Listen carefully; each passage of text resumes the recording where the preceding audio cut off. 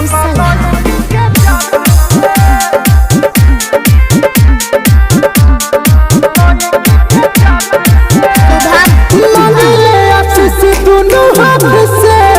दूर रखी बाबा लड़की के जात से, अरे मांगले आशीष दोनों हाथ से। दूर रखी बाबा लड़की के जात से, दिलवा से खेल जाली सा, खेलली सही तो जज्बात से। मांगले आशीष दोनों हाथ से, दूर रखी बाबा लड़की के जात से। दोनों हाथ से दूर रखी बाबा लड़की के जात से। सुनीला देवरिया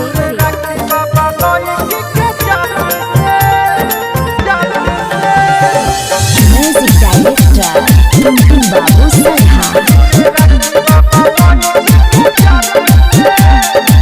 जकरा के चाहनी जहनो से ज्यादा बदल गईला। हम कोई प्यार भोले नहनी हमारा से छल गईला। बतिया तो हमारा विचार कर दे, हे त्रिपुरारी उपकार कर दे। भोला नायक ने अब बात से, सुतल लखी बाबा कोई रात से।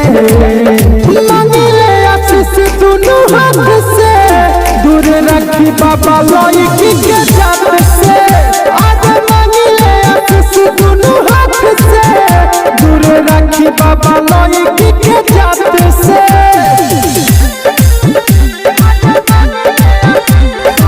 म्यूजिक डायरेक्टर टुनटुन बाबू सलाह।